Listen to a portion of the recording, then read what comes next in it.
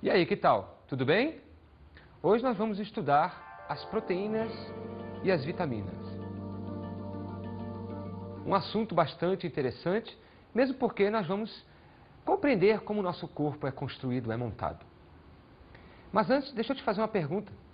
Por que os halterofilistas tomam suplementos de aminoácidos quando estão lá malhando? É interessante, né? Quanto mais eles malham, mais eles tomam esses suplementos. Ou então, quando nós estamos doentes, por que os médicos nos receitam complexos de vitaminas? Pois é só ter uma recaída, qualquer problema, e qualquer médico diz, você está anêmico, você está para baixo, vamos tomar aqui umas vitaminas. Então hoje nós vamos entender por que os halterofilistas, no final das contas, tomam os aminoácidos e por que os médicos receitam as vitaminas para nós. Vamos começar falando das funções das proteínas. As proteínas são de longe as moléculas químicas ou substâncias químicas que constituem a vida com o maior número de funções. Eu posso dizer que depois da água, as proteínas são as substâncias mais comuns, mais abundantes do corpo humano, ou de qualquer organismo vivo, ou das plantas, ou de um vírus, por exemplo. Entre as funções mais importantes está a função catalisadora. Todo mundo já deve ter ouvido falar na palavra enzima. Eu, particularmente, professor de biologia, chego a dizer o seguinte: a vida só conseguiu se organizar realmente, na sua plenitude, quando um dia, lá pelas tantas, surgiram as enzimas. A função catalisadora, no qual as enzimas estão envolvidas, constitui-se na capacidade de acelerar reações químicas. Daqui a pouco nós vamos falar das enzimas mais detalhadamente. Tudo bem? Uma outra função importante é a função plástica. Deixa eu te mostrar aqui a função plástica das proteínas. Olha só, a cutis, a pele da Bibi. Toda essa estrutura aqui, toda essa organização de pele e por dentro de músculo, de ossos, tudo isso, quem está por trás são as proteínas. Cada uma delas, centenas de formas diferentes, centenas de tipos diferentes, cada uma delas, uma na frente da outra, uma do lado da outra, construindo, montando o rosto da Bibi, etc. Tá legal?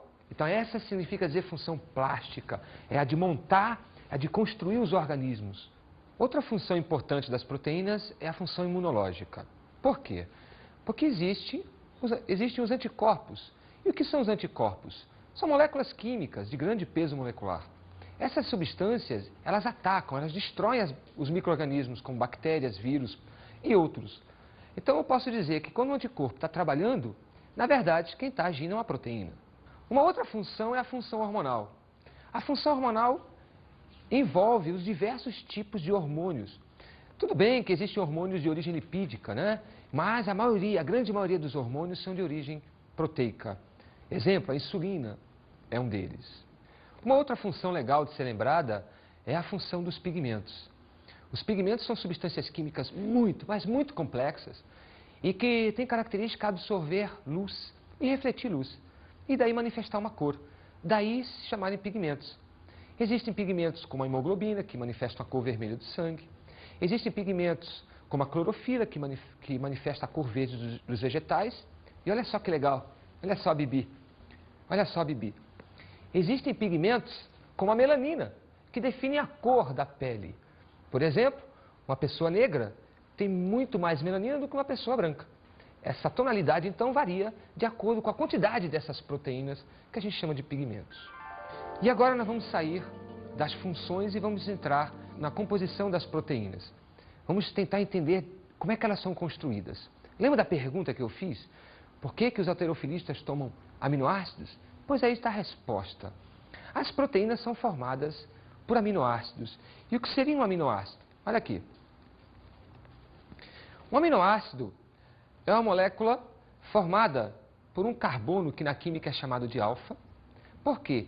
Porque ele tem 4 ligações diferentes. Nenhuma das substâncias que está ligada a esse carbono é igual. Nós temos aqui, essencialmente, 2 componentes básicos do aminoácido. 2 funções químicas orgânicas básicas. O grupamento carboxílico, formado pelo ácido carboxílico, e o grupamento amina, ou amino, formado pela amina. Então, quando eu tenho uma amina e um ácido carboxílico ligados ao carbono, alfa, e mais um hidrogênio e um radical, nós temos um aminoácido. Mas o que é esse radical? O que é esse R? Esse R é que faz com que os aminoácidos mudem. Existem basicamente 20 tipos de aminoácidos. Então eu posso dizer que os 20 tipos de aminoácidos diferentes existem porque eu tenho 20 tipos de R's diferentes. Agora, uma novidade. Todo mundo ensina que existem 20 tipos de aminoácidos. Existem muito mais que 20 tipos de aminoácidos, tá legal? Só que os mais importantes, aqueles mais utilizados pelas proteínas, constituem-se num grupo de 20 tipos. E é esses que importam para nós. Os aminoácidos, eles se unem entre si, formando as famosas ligações peptídicas. Bem, Fernando, eu estou meio perdido. Quando eu tenho um aminoácido, eu já tenho uma proteína? Não. Para eu ter uma proteína, eu preciso no mínimo de 2 aminoácidos. Ou seja, 2 ou mais aminoácidos é que vão constituir uma proteína. Existem proteínas de 2 aminoácidos, 3 aminoácidos, até de 500, 600, 1000 aminoácidos. São proteínas de grande peso molecular. Uma proteína gigante com mais de 500 aminoácidos é a hemoglobina. Tudo bem? Tranquilo? Não esqueça, quando 2 aminoácidos se unem, eu tenho uma ligação peptídica. Vou ressaltar uma coisa. Ligação peptídica só ocorre entre aminoácido e aminoácido. Não ocorre entre aminoácido e qualquer outra coisa. Exemplo, se um aminoácido está se ligando com o açúcar, não existe ligação peptídica aí. Se um aminoácido está se ligando a um enxofre, não existe ligação peptídica aí. Só existe a ligação peptídica entre um aminoácido e outro aminoácido. Tudo bem? A ligação peptídica ocorre sempre entre o grupamento carboxílico de um aminoácido com o grupamento amina de outro. É ponta cabeça. Tu tem a amina de um aminoácido, tu tem o carboxílico do outro aminoácido. Quando eles estão de frente um para o outro, eles vão reagir. E quem é que sai, maravilhosamente dessa reação? Uma molécula d'água. E aí sai sempre aquela pergunta. Se eu tenho 10 ligações peptídicas, quantas moléculas d'água existem? 10 moléculas d'água. Tudo bem? Então, toda vez que uma ligação peptídica se estabelecer, eu tenho também liberada uma molécula d'água. As proteínas, então, para elas se formarem, para elas existirem, para elas serem montadas, é necessário que aconteça a perda de água. É por isso que existe um tipo de água chamada de água metabólica. Vou te dar um exemplo. O deserto não tem água disponível para beber, mas tem um ratinho lá, um camundongo, que vive tranquilamente sem beber uma gota de água por ano. Mas ele não precisa da água, ele apenas não faz xixi. E ele queima a sua gordura e queima as suas proteínas, e na hora que esse metabolismo está acontecendo, a água está sendo liberada para ser reutilizada pela própria célula. Maravilhoso, né? Muito legal. Há uma classificação dos aminoácidos muito importante de ser lembrada. Os aminoácidos podem ser divididos em 2 grupos, chamados de naturais e essenciais. O que seriam os naturais? Seriam aqueles aminoácidos que tanto os vegetais quanto os animais produziriam. E o que seriam os essenciais? Os aminoácidos que só os vegetais produzem. Olha essa tabela aqui comigo. Eu tenho os aminoácidos do grupo natural e os aminoácidos do grupo essencial. Vejam que o maior grupo de aminoácidos são os naturais e o menor, os essenciais. Mas isso não te dá a chance de você só se alimentar de carne. Porque você só se alimentando de carne, tu não vais conseguir esses aminoácidos que o teu corpo não produz. Vamos agora falar um pouco das estruturas das proteínas. As proteínas podem ser classificadas quanto à sua organização molecular. Como é que é isso, Fernando? Organização molecular. Os biólogos e os químicos inventam uma porção de classificações. E uma delas está aí, a das proteínas. Basicamente, as proteínas podem ser divididas em 3 grupos. Se eu forçar muito, em 4 grupos. Os 3 grupos são proteínas com estrutura primária, proteínas com a estrutura secundária e a proteína com a estrutura terciária. Espera aí, Fernando, tu tens 3 tipos de proteínas? Não. Eu tenho 3 estágios para analisar a proteína. Tá legal? 3 estágios para analisar a proteína. Quando eu quero saber a sequência de aminoácidos dessa proteína, eu tenho que analisar a estrutura primária.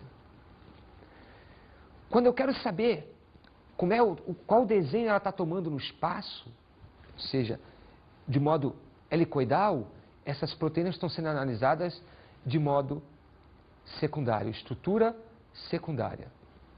E quando eu consigo vislumbrar, consigo ver a forma com que a proteína toma no espaço, e ela sempre vai existir daquele modo, ou seja, uma forma estrambólica qualquer, e todas as proteínas iguais têm sempre aquela forma estrambólica, eu estou diante do estágio terciário.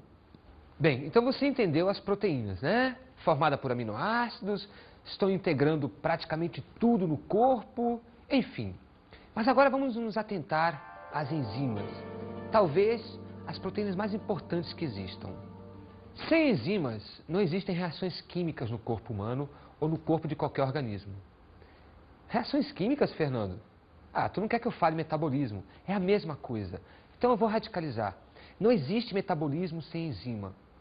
Quando uma pessoa está morrendo, o médico então diz o seguinte: ah, teve parada cerebral. O biólogo, quando interpreta a morte, fala assim: ah, as enzimas pararam de funcionar. É rigorosamente isso. Eu até digo o seguinte: para o cérebro parar de funcionar clinicamente, todo o metabolismo neuronal, toda a fisiologia, todo o trabalho realizado pelos neurônios, por trás, quem está por trás? As enzimas, todas elas tiveram que parar de funcionar. A célula para de funcionar quando as enzimas param de trabalhar. Olha a importância delas. Vamos entender um pouquinho da função das enzimas. As enzimas são um biocatalisador. O que é um catalisador? É uma substância química que acelera reações químicas. Ah, como, Fernando? Então, olha só o que vai acontecer aqui. Aqui tem um gráfico mostrando a velocidade de reação de um metabolismo com e sem as enzimas. Aqui, ó, o gráfico em azul mostra o tempo que uma reação vai levar para acontecer sem as enzimas. Vamos trabalhar pedagogicamente aqui com, vai levar 1 hora para o feijão ser digerido. Com a enzima, o gráfico vermelho, essa reação acontece muito mais rápido. Então não vai levar mais 1 hora, mas talvez uns 20 minutos ou menos de tempo. Então é uma redução drástica de tempo da reação das enzimas. Então eu posso dizer para ti que as enzimas elas são essenciais para economizar energia no processo de reação e tempo também. Como assim, Fernando? Energia e tempo? Não é dinheiro, tempo e dinheiro, é tempo e energia. O que eu quero dizer para ti é o seguinte: toda a reação química para acontecer precisa de energia para começar. A gente chama isso aí de energia de ativação. Então, um simples feijão, para ser quebrado, digerido, é necessário uma grande quantidade de energia para quebrar. Lembra do amido? Para quebrar aquele amido todo, até chegar na glicose. As enzimas, então, vão economizar essa energia envolvida no processo. Tá legal?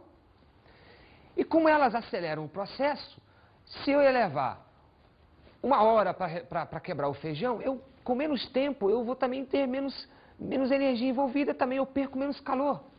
Como perder calor? Agora embolou. É que essas reações químicas todas que eu estou falando, estou parecendo até um professor de química, né? Mas não. Essas reações químicas todas que eu estou falando liberam calor.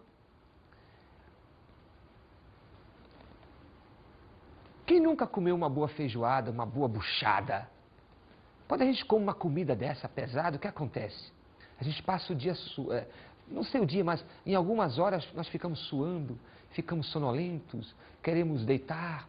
O que está acontecendo é que são tantas reações que estão acontecendo que o nosso corpo começa a liberar uma grande quantidade de calor e a gente fica então ali com a temperatura elevada, suando.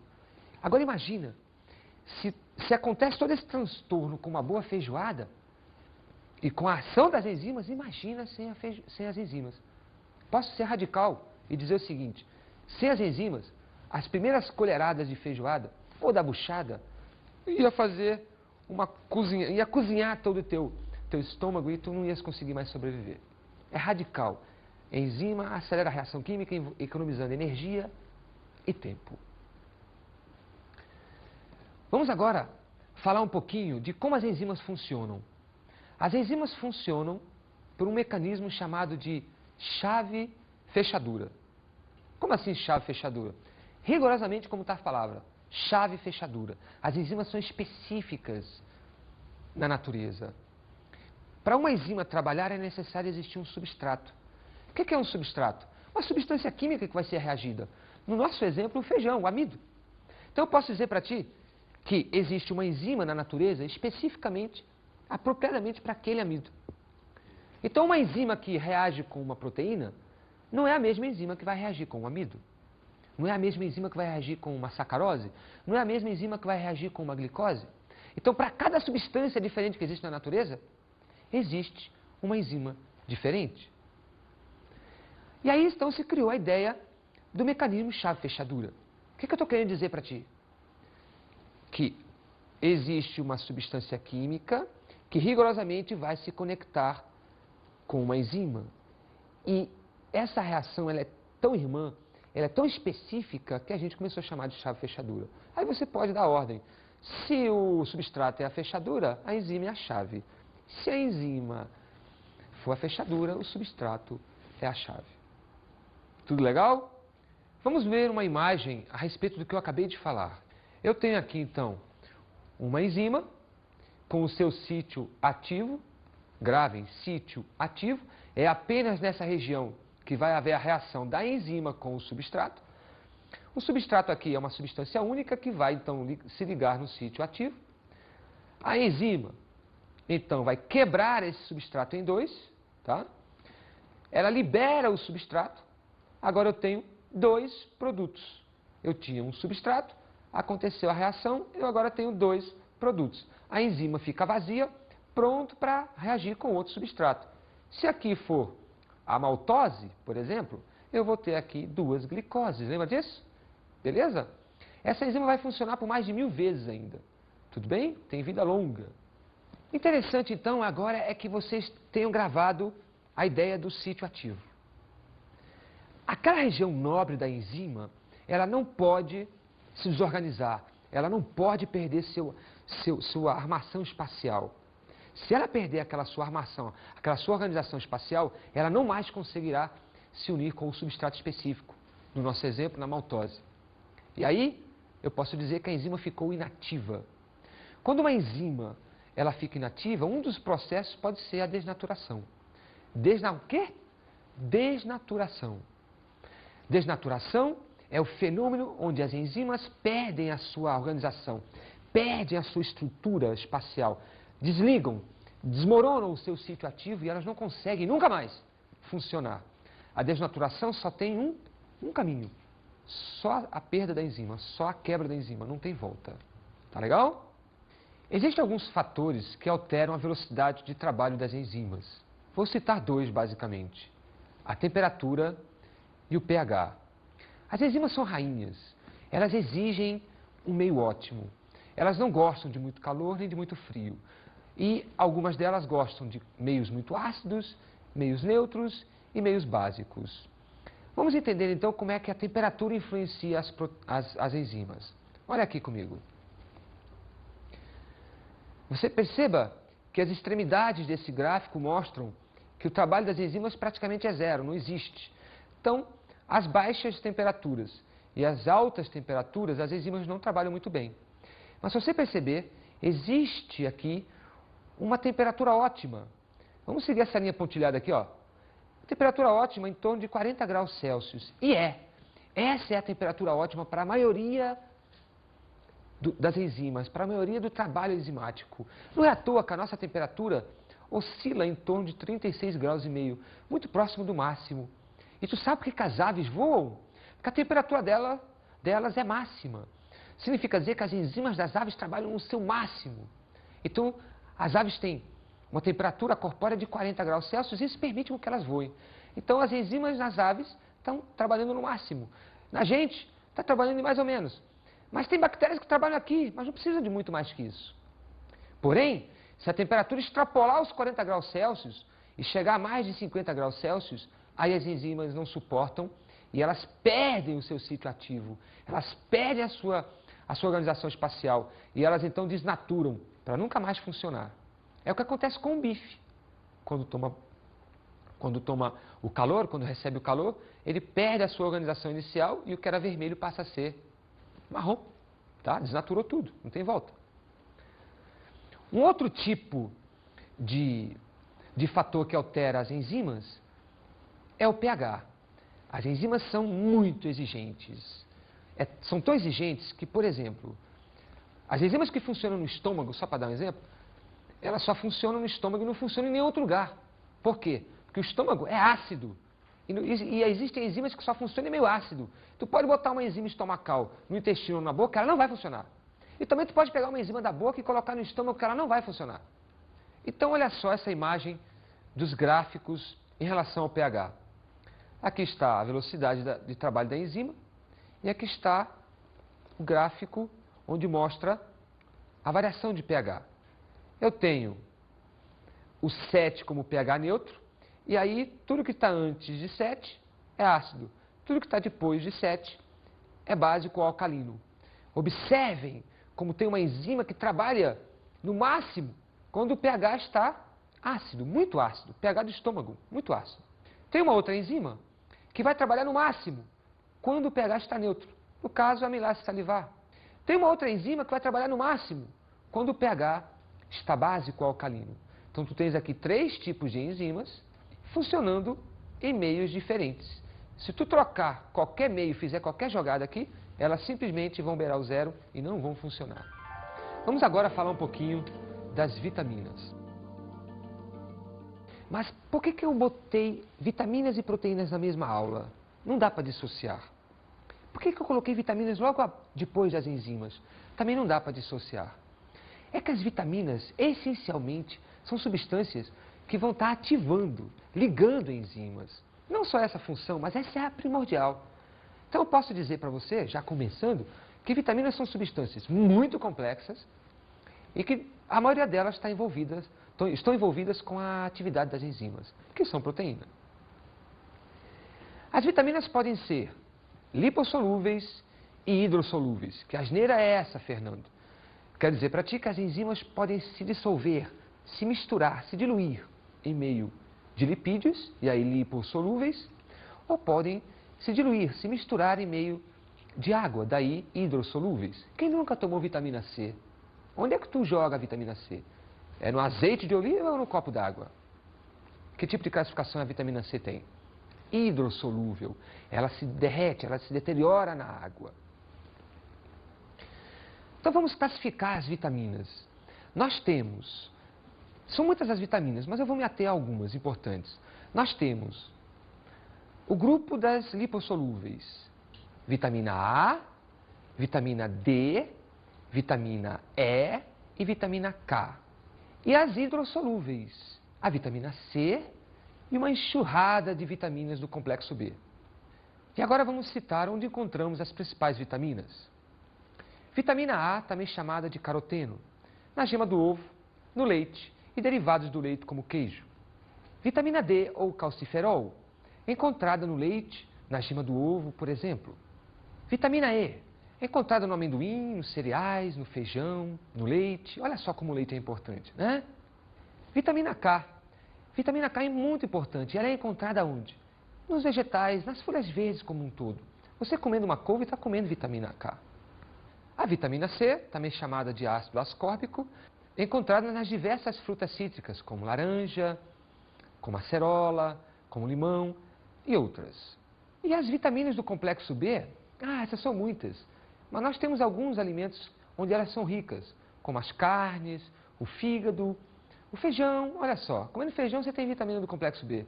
As leveduras, o leite e derivados. E agora vamos chamar uma enquete onde será feita uma abordagem de vitaminas. Tá legal?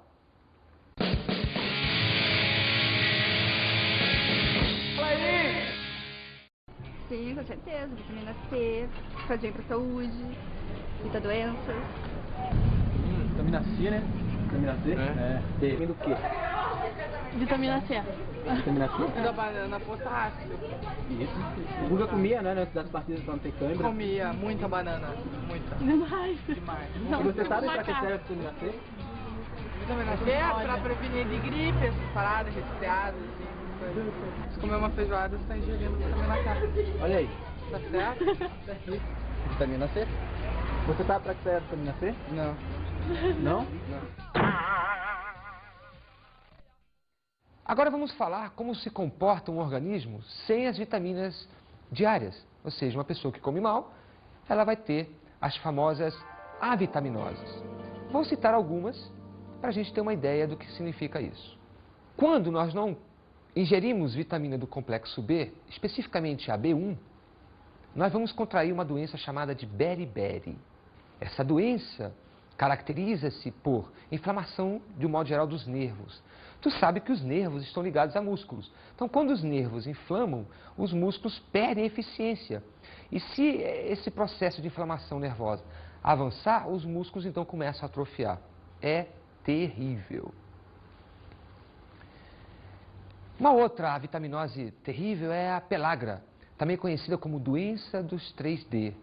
Por quê? Porque entre os sintomas está a dermatite, que é a inflamação da pele, a pele fica toda vermelha, começa a rachar e escamar. A diarreia, porque o tubo digestivo também não se mantém mais íntegro, a mucosa começa a sofrer rachadura, porque é um tipo de pele, só que interna, a mucosa, né? Então acontece a diarreia. E a demência, não confundir uma infecção nervosa com essa da demência. A demência significa dizer que o neurônio realmente para de funcionar bem, ou começa a funcionar de modo avariado, e a pessoa então vai contraindo problemas psíquicos, vai ficando louco, literalmente. O escorbuto é talvez de todas as avitaminoses a mais famosa. Isso vem lá desde o tempo dos escravos, né? Quando eles eram presos no navio, não se alimentavam de vegetais. Oh, coitados, viviam tendo sangramento das gengivas. O que tem a ver? O escorbuto caracteriza-se literalmente pelas hemorragias da gengiva, da mucosa.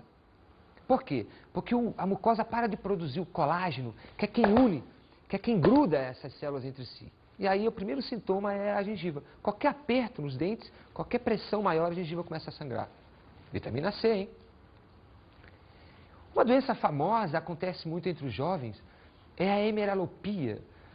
O jovem sabe que está com hemeralopia quando ele entra no cinema, por exemplo, para ver um filme qualquer aí, e aí ele tem um período de adaptação que se prolonga.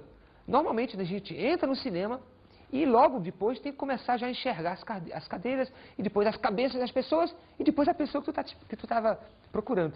Uma pessoa com hemeralopia não. Ela demora muito para se adaptar. Na verdade está com um problema a nível sensorial na retina, onde ele para de produzir uma substância chamada rodopsina. O raquitismo é outra, junto com o escorbuto, outra doença muito famosa, né? Pela falta de vitamina D.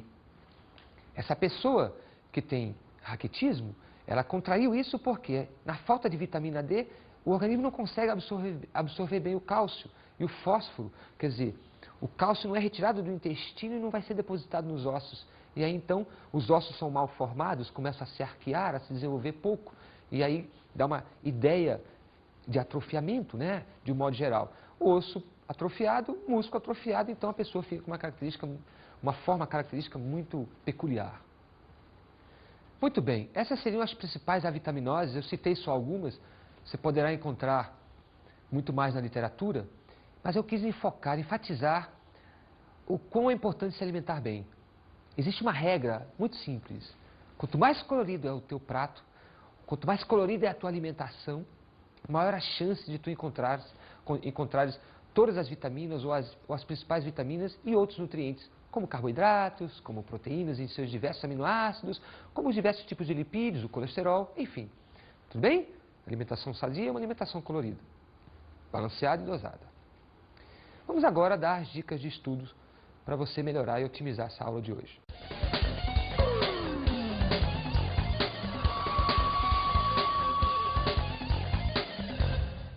Agora que você já conhece os carboidratos e os lipídios da aula anterior e complementou agora com as vitaminas e as proteínas, eu já posso te dar a seguinte dica. Monta uma tabela com todos os alimentos que você come durante a semana. Bife, arroz, feijão, sei lá, sorvete, bolo. Vai colocando esses alimentos e tenta, junto com a literatura, é claro, descobrir quais as vitaminas mais comuns nesses alimentos. Que tipo de aminoácidos são mais comuns nesses alimentos? Que tipo de lipídios, ou se a concentração de lipídios é alta ou baixa, e de carboidratos é alta ou baixa. Aí você vai ter uma ideia geral do que você passa a comer na sua semana e depois no seu mês. Aí você vai entender o porquê de você estar gordo, estar magro, estar mais alto, mais baixo, etc, etc, etc. Legal? Não esqueça de fazer os exercícios. Até mais.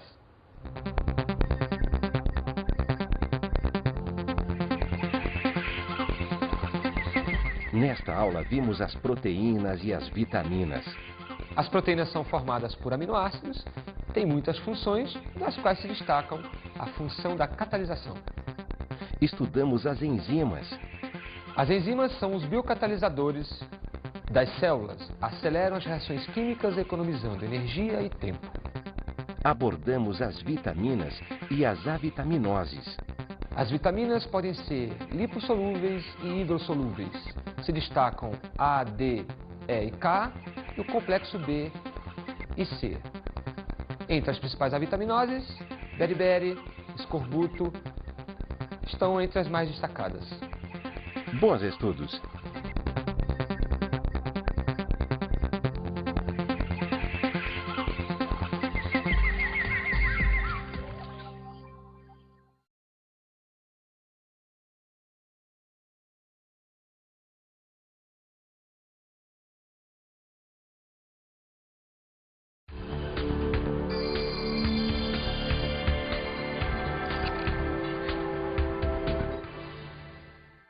Professor, sugiro que você recomende com uma certa veemência, porque esse assunto é importante, que eles façam o exercício do livro.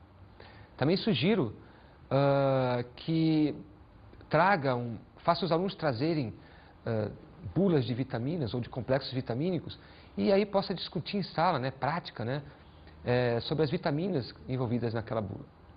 Também sugiro que tu tragas tecido vegetal, uma folha, por exemplo, um bife, né, um pedacinho de carne e de outros seres como cogumelos.